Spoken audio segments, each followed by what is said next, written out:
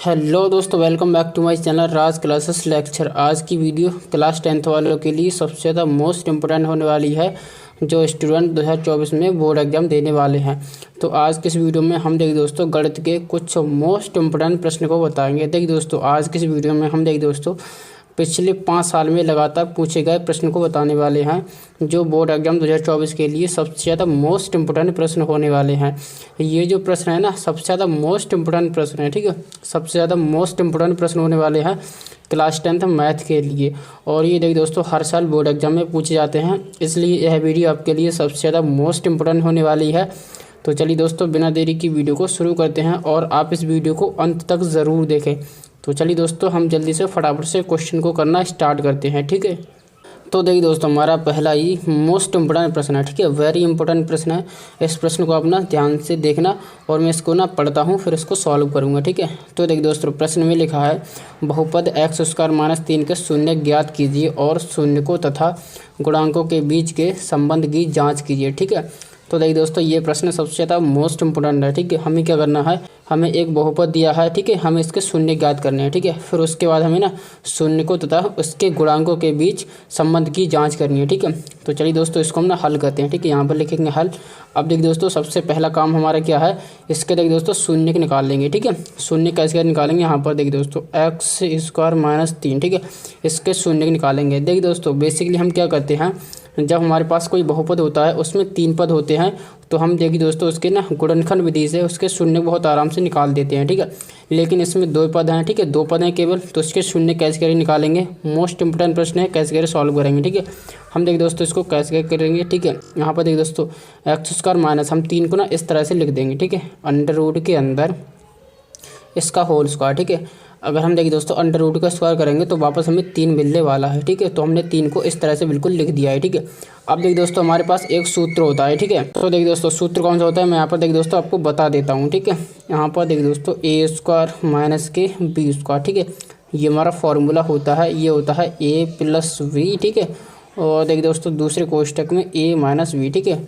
अब क्या करेंगे, हम ना इस सूत्र को यहाँ पर पुट करने वाले हैं, ठीक है। तो चलिए दोस्तों करते हैं। यहाँ पर देखिए दोस्तों एक में हम कर देंगे x + √3 और दूसरे में कर देंगे x - √3, ठीक है। देखिए दोस्तों हमारे पास इस तरह से ये आ गया है, ठीक है। जब हम देखिए दोस्तों द्विघात बहुपद के देखिए दोस्तों फैक्टर करते हैं, तो हमें देखिए दोस्तों लास्ट में ये 2 कोष्टक निकल के आते हैं, ठीक है। तो हमें अभी फाइनली ये 2 कोष्टक मिल गए हैं, ठीक है। अब देखिए दोस्तों हम इसका शून्य निकालते हैं, तो बेसिकली इसको शून्य के बराबर रख देते हैं, ठीक है। अब देखिए दोस्तों पहले हम ना इसको 0 के बराबर रखेंगे, फिर हम ना इस वाले कोष्टक को 0 के बराबर रखेंगे, ठीक है। तो सबसे पहले इसको 0 के बराबर रखेंगे, तो यहाँ पर देखिए दोस्तों x + √3 = 0। तो यहाँ पर देखिए दोस्तों x बराबर -√3, ठीक है। और इसी प्रकार से हम इसको 0 के बराबर रखेंगे, तो यहाँ पर ये x की वैल्यू +√3 निकल के आएगी, ठीक है। तो हमने देखिए दोस्तों दोनों के देखिए दोस्तों शून्य के निकाल दिए, मतलब दोनों शून्य के निकाल दिए हैं, ठीक है। अब हमें क्या करना है देखिए दोस्तों ना, अब हमें देखिए दोस्तों इसकी जांच करनी है, ठीक है। यहाँ पर देखिए दोस्तों लिखी है इसके बीच की संबंध की जांच करनी है, ठीक है। तो चलिए दोस्तों अब हमने इसकी जांच करते हैं। कैसे करें जांच करेंगे, यहाँ पर लिखेंगे जांच, ठीक है। अब देखिए दोस्तों जांच लिखने के बाद हम इसकी जांच कैसे करेंगे, यहाँ पर देखिए दोस्तों जो हमारा पहला देखिए दोस्तों फॉर्मूला क्या होता है, शून्यकों का योग, ठीक है। शून्यकों, ठीक है। शून्यकों का योग होता है, देखिए दोस्तों शून्यकों को योग होता है माइनस के, ठीक है, माइनस के x का गुणांक, ठीक है। x का गुणांक और देखिए दोस्तों बटा, ठीक है, बटा x² का गुणांक, ठीक है। x² का गुणांक, ठीक है। तो देखिए दोस्तों हम क्या करते हैं, अगर हम देखिए दोस्तों दोनों शून्यकों का योग, ठीक है, यहाँ पर लिख देंगे योग, ठीक है। अगर हम ना इन दोनों शून्यकों को जोड़ें तो बराबर आनी चाहिए -x का गुणांक बटे x² का गुणांक, ठीक है। तो चलिए दोस्तों हमें इसको ही चेक करना है, ठीक है। तो देखिए दोस्तों हमारे पास दोनों शून्य के हैं, एक तो शून्य है -√3, ठीक है, और दूसरा है देखिए दोस्तों +√3, ठीक है। तो हम इसको जोड़ेंगे, ठीक है। तो ये बराबर आना चाहिए माइनस, ठीक है, x का गुणांक। यहाँ पर देखिए दोस्तों ये वाला हमारा बहुपद है, इसमें देखिए दोस्तों x का गुणांक क्या है, यहाँ पर देखिए दोस्तों x वाला पद ही नहीं है, तो इसको हम ना 0 करेंगे, ठीक है, बटा x² का गुणांक। यहाँ पर कुछ भी नहीं है, x² का गुणांक तो 1 हो जाएगा, ठीक है। अब देखिए दोस्तों यहाँ पर देखिए दोस्तों ये -√3 ये +√3 प्लस माइनस से कैंसिल आउट हो जाएंगे, यहाँ पर बचेगा 0, ठीक है। और यहाँ पर भी 0 भाई बच जाएगा, ठीक है। तो यहाँ पर देखिए दोस्तों इसकी तो जांच बिल्कुल पक्की है। ठीक है, अगर हम क्या करें दोनों शून्यकों को जोड़े तो भाई वो देखिए दोस्तों इसके बराबर आता है माइनस एक्स का गुणांक बटे एक्स स्क्वायर का गुणांक, मतलब इसके बराबर आता है। ये जांच बिल्कुल पक्की है। ठीक है, अब देखिए दोस्तों एक और हम जांच करेंगे, अगर हम ना इन दोनों शून्यकों की मल्टीप्लाई करें तो भी देखिए दोस्तों बराबर किसके आता है। चलिए दोस्तों इसको भी हम बता देते हैं। ठीक है, यहाँ पर देखिए दोस्तों शून्यकों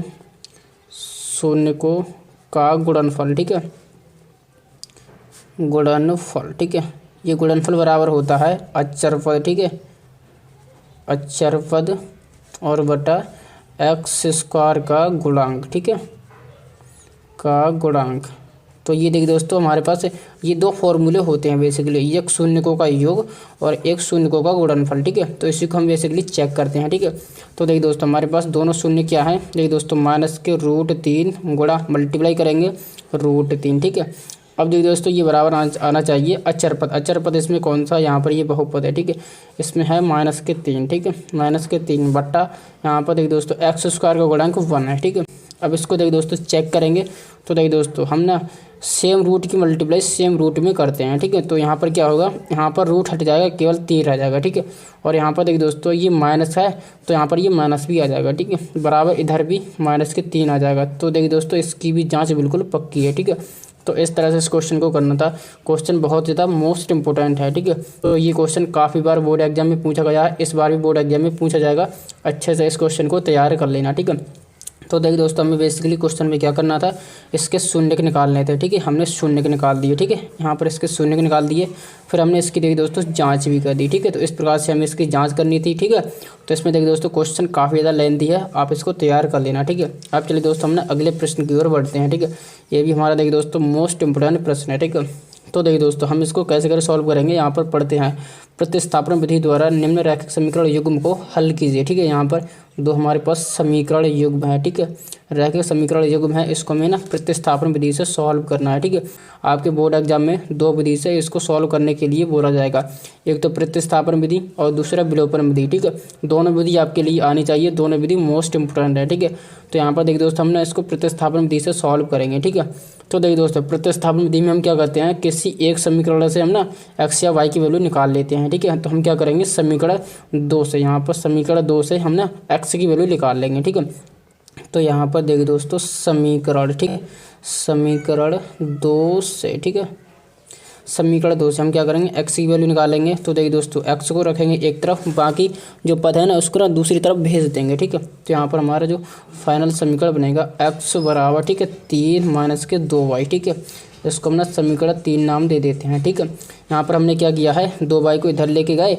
तो ये प्लस का है माइनस का हो गया। ठीक है, अब देखिए दोस्तों हम क्या करेंगे, यहाँ से तो हमने x की वैल्यू निकाल ली। ठीक है, अब क्या करेंगे x का मान हम ना प्रतिस्थापन करेंगे। ठीक है, अब किस में प्रतिस्थापन करेंगे, समीकरण 1 में करें या समीकरण 2 में करें। ठीक है, तो ये बात केवल आपको ध्यान रखनी है। ठीक है, अगर आप ना समीकरण 2 से x की वैल्यू निकाल रहे हैं, ठीक है, तो x का मान आप ना x का मान समीकरण 1 में प्रतिस्थापन करेंगे। ठीक है, अगर आप समीकरण 1 से x का मान निकाल रहे हैं तो समीकरण 2 में x का मान प्रतिस्थापन करेंगे। ठीक है, तो ये आपको ध्यान रखना है। ठीक है, जिस समीकरण से आप निकालना तो उस समीकरण में आपको प्रतिस्थापन नहीं करना है। ठीक है, तो हम क्या करेंगे एक्स का मान समीकरण 1 में प्रतिस्थापन करने पर, ठीक है, यहाँ पर लिख देंगे। ठीक है, एक्स का मान समीकरण में प्रतिस्थापन करने, ठीक है, देखिए दोस्तों हम ना एक्स का मान हम ना समीकरण 1 में प्रतिस्थापन करेंगे। ठीक है, तो इसलिए इस विधि का नाम है प्रतिस्थापन विधि। ठीक है, तो चलिए दोस्तों यहाँ पर देखिए दोस्तों पहला समीकरण है हमारा 7x। ठीक है, 7x। अब देखिए दोस्तों हम क्या करेंगे, यहाँ पर देखिए दोस्तों x की वैल्यू हम ना ये वाली यूज कर लेंगे। ठीक है, तो चलिए दोस्तों कहते हैं 3 - 2y। ठीक है, हमने क्या करा x की वैल्यू को यहाँ पर ये वैल्यू यूज कर ली। ठीक है, और यहाँ पर है -15y बराबर 2। ठीक है, तो हमने क्या किया समीकरण 1 में x का मान डाल दिया है। ठीक है, अब चलिए दोस्तों इसको सॉल्व करते हैं। ठीक है, 7 के अंदर मल्टीप्लाई करेंगे, 7 × 21 और -7 × 2 = 14। ठीक है, 14 - 15y बराबर 2। ठीक है, अब इसको सॉल्व करेंगे। यहाँ पर देखिए दोस्तों ये देखिए दोस्तों 21 इधर जाएगा तो ये देखिए दोस्तों ये प्लस का है माइनस का हो जाएगा, तो 2 - 21। ठीक है, 2 - 21। अब देखिए दोस्तों इधर क्या बचा, इधर बचा देखिए दोस्तों -14y और -15y। ठीक है, 14 × 2 = 28, 29y यहाँ पर -29y। ठीक है, अब इसको आगे सॉल्व करेंगे। ठीक है, अब ये देखिए दोस्तों यहाँ पर 21 में से 2 जाएंगे तो यहाँ पर देखिए दोस्तों -19 बचेंगे। ठीक है, -19 और देखिए दोस्तों यहाँ पर माइनस ये कैंसिल आउट हो जाएगा। ठीक है, अभी 29 है ना, इधर जाके ये भाग कर देगा। ठीक है, तो y की फाइनली वैल्यू निकल के आएगी 19/29। ठीक है, तो यहाँ पर हमने देख दोस्तों y की वैल्यू फाइनली निकाल दी है। ठीक है, अब क्या करेंगे हम ना y का मान समीकरण 3 में रख देंगे, हमें x की वैल्यू भी मिल जाएगी। ठीक है, आप ना x का मान निकालने के लिए y की वैल्यू को चाहे समीकरण 1 में रख दो, 2 में रख दो, चाहे 3 में रख दो, आपकी जो मर्जी हो आप उसमें रख सकते हैं। ठीक है, और आपको x का मान मिल जाएगा। ठीक है, हम क्या करेंगे y का मान समीकरण 3 में रखने पर, ठीक है, यहाँ पर लिख देंगे। चलिए दोस्तों रखते हैं, यहाँ पर है x बराबर, ठीक है, x बराबर 3 माइनस के 2 गुणा y की वैल्यू क्या है, y की वैल्यू है 19/29। ठीक है, अब क्या करेंगे इसको सॉल्व करेंगे। ठीक है, तो 3 माइनस 19 दूनी होते हैं 38। ठीक है, 38/29। ठीक है, हम इसको फ्रैक्शन की तरह सॉल्व करेंगे, आपको फ्रैक्शन को सॉल्व करना आता ही होगा। ठीक है, हम क्या करें यहाँ पर देख दोस्तों, इसका 29 का एलसीएम ले लेंगे। ठीक है, 29 की मल्टीप्लाई 3 में करेंगे, 29 ये होते हैं 87। ठीक है, 87 माइनस 38। ठीक है, अब देख दोस्तों 87 में से 38 घटाएंगे तो यहाँ पर देख दोस्तों 17 में से 8 जाएंगे, 9 बचेंगे। ठीक है, अब देख दोस्तों 7 में से 3 जाएंगे तो 4 बचेंगे। ठीक है, तो यहाँ पर देख दोस्तों 49/29। ठीक है, एक्स की वैल्यू यहाँ पर देख दोस्तों 49/29। ठीक है, तो हमने इस प्रकार से देख दोस्तों एक्स की वैल्यू भी और वाई की वैल्यू भी आराम से निकाल दी है। ठीक है, तो इस तरह से हमें देख दोस्तों दोनों समीकरण को सॉल्व करना था, वो भी प्रतिस्थापन विधि से। ठीक है, तो आई होप आपको ये क्वेश्चन सारे समझ आ गए होंगे। ठीक है,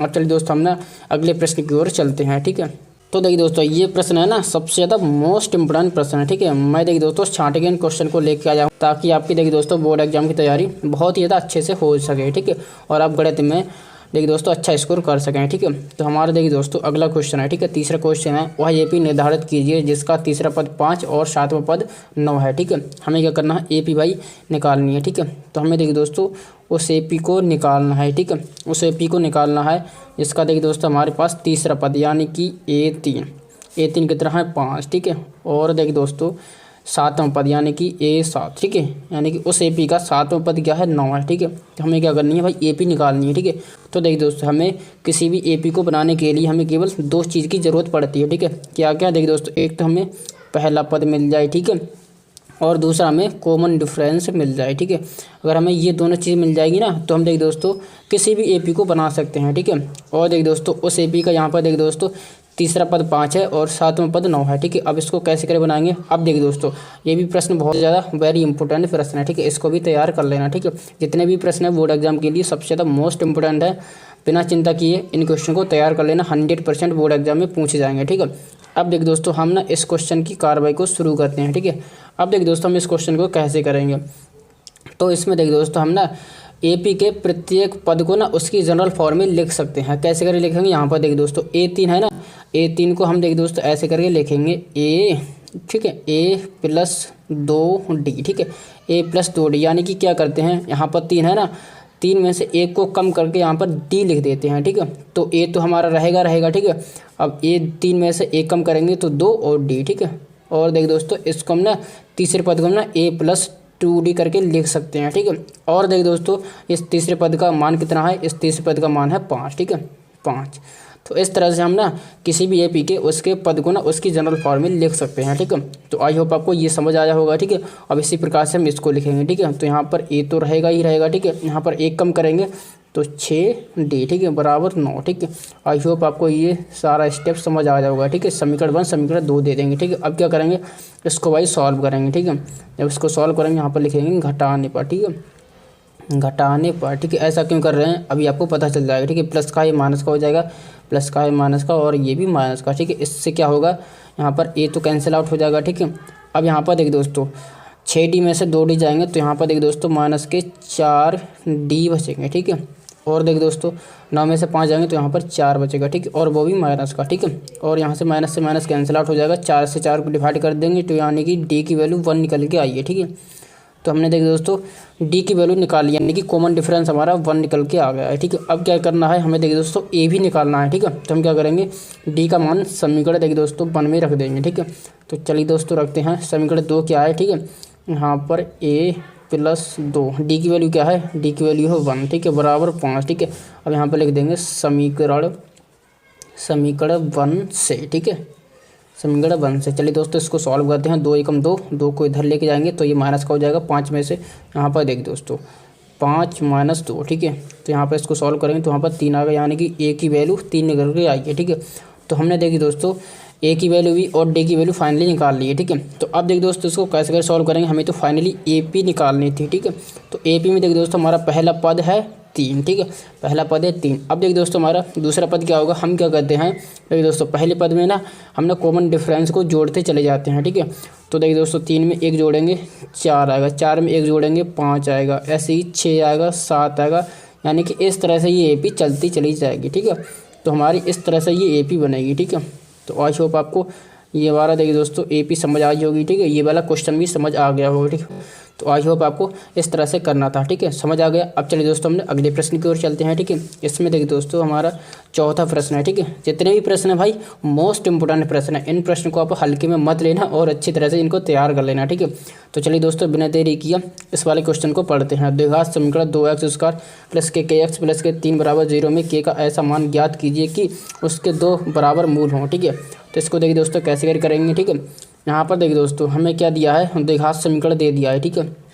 और इसमें देखिए दोस्तों यहाँ पर देखिए दोस्तों x का गुणांक के, हमें के की वैल्यू बतानी है और ऐसी के की वैल्यू बतानी है जो इस द्विघात समीकरण को सॉल्व करें। तो देखिए दोस्तों इसके मूल दोनों बराबर निकल के आने चाहिए, ठीक है। तो हम क्या करेंगे, देखिए दोस्तों इसको सॉल्व करने के लिए हम ना इसकी तुलना कर देंगे ax² प्लस के bx प्लस के c, ठीक है। c बराबर 0 से जब तुलना करेंगे, ठीक है, तुलना करेंगे तो यहाँ पर देखिए दोस्तों a की वैल्यू निकल के आ जाएगी, a की वैल्यू निकल के आ जाएगी। x² का गुणांक है a, यहाँ पर x² का गुणांक है 2, a की वैल्यू 2, b की वैल्यू यहाँ पर देखिए दोस्तों k, ठीक है, x का गुणांक k।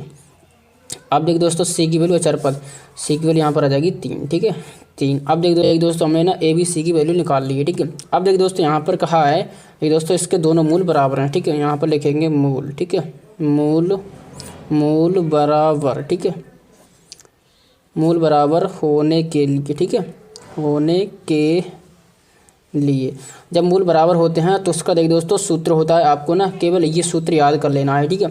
तो देखिए दोस्तों यहाँ पर होता है b² माइनस के 4ac बराबर 0 के हो जाता है, ठीक है। तो ये हमारा एक सूत्र होता है, ठीक है। तो इस तरह से ये सूत्र इसमें पुट करेंगे, हमें देखिए दोस्तों फाइनली देखिए दोस्तों के की वैल्यू मिल जाएगी, ठीक है। तो b² की वैल्यू यहाँ पर क्या है के का स्क्वायर कर देंगे, ठीक है, माइनस के 4 गुणा a की वैल्यू क्या है 2 गुणा c की वैल्यू क्या है 3, ठीक है, बराबर 0, ठीक है। अब क्या करेंगे के², ठीक है, 4 दूनी 8 3 24, ठीक, 24। अब देखिए दोस्तों माइनस के 24 बराबर 0, 24 को इधर लेके जाएंगे तो ये देखिए दोस्तों प्लस का हो जाएगा, ठीक है। तो के² बराबर देखिए दोस्तों 24, ठीक है। इसको ना इधर सॉल्व करते हैं, ठीक है। तो यहाँ पर देखिए दोस्तों जब हम स्क्वायर को इस तरफ लेके जाएंगे तो भाई ये रूट बन जाएगा, ठीक है। तो के की वैल्यू फाइनली निकल के आएगी रूट के अंदर 24, ठीक है। और देखिए दोस्तों जब ना स्क्वायर देखिए दोस्तों इधर जाता है तो रूट बनता है और रूट हमेशा 2 वैल्यू देता है, एक प्लस की एक माइनस की, ठीक है। अब देखिए दोस्तों हमने 24 को रूट से बाहर निकालेंगे, ठीक है। तो आप कैसे करोगे, आप देखिए दोस्तों आप ना देखिए दोस्तों आप इसको सॉल्व करना नहीं जानते हो तो सिंपली आपको क्या करना है, 24 के अपना गुणनखंड काट लेना, 2 से काट लेना, 2 एकम 2, 2 दूनी 4, फिर 2 से 6 दूनी 12, फिर 2 से 2 3 6, ठीक है। अब देखिए दोस्तों यहाँ पर के बराबर रूट के अंदर, ठीक है, ये प्लस माइनस रहेगा, ठीक है। तो देखिए दोस्तों 24 को हम ना इसके फैक्टर के रूप में लिख देंगे 2 गुणा 2 गुणा 2 गुणा 3, ठीक है। अब देखिए दोस्तों हम जोड़ा बनाएंगे, ये 2 का जोड़ बन गया है तो इसको ना एक बार बाहर निकाल लेंगे, ठीक है। तो के बराबर प्लस माइनस 2 और अंदर क्या बचा 2 और 3 बचा, 2 3 6, तो यानी कि के की value finally plus minus 2 root 6 निकल के आई है, ठीक है। तो इस प्रकार से क्वेश्चन को करना था। आई होप आपको ये वाला क्वेश्चन भी समझ आ गया होगा, ठीक है। तो कितना देखिए दोस्तों इंपॉर्टेंट क्वेश्चन है, आप इसको ना बिल्कुल अच्छी तरह से तैयार कर लेना, ठीक है। बिना देरी किए हम ना अगले क्वेश्चन की ओर बढ़ते हैं, ठीक है। यहाँ पर देखिए दोस्तों हमारा अगला क्वेश्चन है, ठीक है। अगला क्वेश्चन ये वाला हमारा क्वेश्चन हो जाएगा, ठीक है। 5वां क्वेश्चन है, बहुत ही ज़्यादा मोस्ट इंपोर्टेंट है, ठीक है। तो देखिए दोस्तों बिंदुओं 0,0 और 36,15 के बीच की दूरी ज्ञात कीजिए, ठीक है। वेरी इंपॉर्टेंट प्रश्न है, तैयार कर लेना, ठीक है। तो यहाँ पर देखिए दोस्तों हमारे पास 2 बिंदु हैं, ठीक है। इसको हम क्या करेंगे, इसको दे देंगे x1 नाम, इसको दे देंगे y1 नाम, ठीक है। इसको दे देंगे x2 नाम, इसको दे देंगे y2 नाम, ठीक है। अब क्या करना है, हमें ना इनके बीच की दूरी बतानी है, ठीक है। तो यानी कि हमें ना दूरी वाला सूत्र लगाना है, ठीक है। तो देखिए दोस्तों दूरी का सूत्र क्या होता है, सूत्र होता है, अभी मैं आपको बताता हूँ। यहाँ पर देखिए दोस्तों अंडर रूट के अंदर देखिए दोस्तों x2 माइनस x1 का होल स्क्वायर, ठीक है, और देखिए दोस्तों प्लस करेंगे, ठीक है, प्लस y2 माइनस y1 का, ठीक है, यहाँ पर y1 का होल स्क्वायर, ठीक है। तो ये वाला हमारा सूत्र होता है, ठीक है। तो चलिए दोस्तों हम ना इस सूत्र में वैल्यू को पुट करते हैं और इसका आंसर लेके आते हैं, ठीक है। तो यहाँ पर देखिए दोस्तों दूरी, ठीक है, दो बिंदुओं के बीच की दूरी निकालेंगे, ठीक है। तो यहाँ पर अब देखिए दोस्तों यहाँ पर है x2, ठीक है, x2 यहाँ पर क्या है 36, ठीक है, 36 माइनस, और देखिए दोस्तों x1 क्या है 0, ठीक है, 0 कर देंगे, अब इसका स्क्वायर कर देंगे, ठीक है। अब देखिए दोस्तों y2 क्या है, y2 यहाँ पर 15, ठीक है, 15 माइनस y1 क्या है 0, ठीक है, इसका भी होल स्क्वायर कर देंगे। अब देखिए दोस्तों यहाँ पर इसको आगे सॉल्व करेंगे, ठीक है। अब देखिए दोस्तों यहाँ पर ना 36 में से 0 हटाएंगे तो भाई 36 ही बचेगा, ठीक है। और देखिए दोस्तों 36 का जब हम ना स्क्वायर करेंगे तो भाई देखिए दोस्तों होता है 36 का स्क्वायर होता है 1296, ठीक है, 1296, ठीक है, 36 का स्क्वायर होता है 1296। अब देखिए दोस्तों प्लस करेंगे, ठीक है। और देखिए दोस्तों यहाँ पर 15 में से 0 हटाएंगे तो भाई 15 बचेगा, और 15 का जब स्क्वायर करेंगे तो भाई 225 आएगा, ठीक है, 225। अब दोस्तों क्या करेंगे 1296 और 225 को ऐड करेंगे, ठीक है। तो चलिए दोस्तों यहाँ पर हम ना 1296 और देखिए दोस्तों 225 को हम यहाँ पर ऐड करते हैं, ठीक है ना दोस्तों। तो चलिए दोस्तों हमने सिंपली ऐड करते हैं, 6 और 5 11 की 1 हाथ से लगी 1, ठीक है, 10 और 2 12 की 2 हाथ से लगी 1, ठीक है, 2 और 2 4 और 1 5, ठीक है, और यहाँ पर ये 1, ठीक है। तो यहाँ पर देखिए दोस्तों 1521 आया, ठीक है। तो यहाँ पर दूरी बराबर, ठीक है, दूरी बराबर क्या हो जाएगा अंडर रूट के अंदर 1521, ठीक है ना दोस्तों। देखिए दोस्तों हम क्या करेंगे 1521 को हम ना रूट से बाहर निकालेंगे, ठीक है दोस्तों। 1521 का जब हम वर्गमूल लेंगे तो आता है 39, ठीक है, 39, ठीक है। तो यहाँ पर देखिए दोस्तों दूरी क्या निकल के आई, दोनों बिंदुओं के बीच की दूरी निकल के आई 39 मात्रक, ठीक है, यहाँ पर कर देंगे मात्रक, ठीक है, मात्रक। अब देखिए दोस्तों हमने ना इस तरह से क्वेश्चन को सॉल्व करा है, ठीक है। केवल आपको ये सूत्र याद होना चाहिए, हमने क्या करा कुछ भी नहीं करा है, केवल इस सूत्र में यहाँ पर वैल्यू को पुटअप करा है, ठीक है, और हमारा फाइनली आंसर निकल के आ गया है, ठीक है। तो इस तरह से क्वेश्चन करना था। ये सभी क्वेश्चन है ना लगातार बोर्ड एग्जाम में पूछे गए हैं, ठीक है, और ये क्वेश्चन 2024 में 100% लिख के आएंगे, ये मेरी गारंटी है, ठीक है। ये मुझसे लिख के ले लो कि ये क्वेश्चन 100% आएंगे, ठीक है। तो अगर आपको बोर्ड एग्जाम में एक अच्छा स्कोर करना है इन सभी क्वेश्चन को तैयार कर लेना, ठीक है, बहुत अच्छी तरह से इनको तैयार कर लेना, ठीक है दोस्तों। तो आज की वीडियो में मैंने आपके लिए सबसे ज़्यादा मोस्ट इंपोर्टेंट क्वेश्चन को बताए हैं, आप इन क्वेश्चन को तैयार कर लेना। तो चलिए दोस्तों मिलते हैं ऐसी किसी नई वीडियो में, आप अपनी बोर्ड एग्जाम की तैयारी करते रहिए, स्वस्थ रहिए, मस्त रहिए, थैंक यू।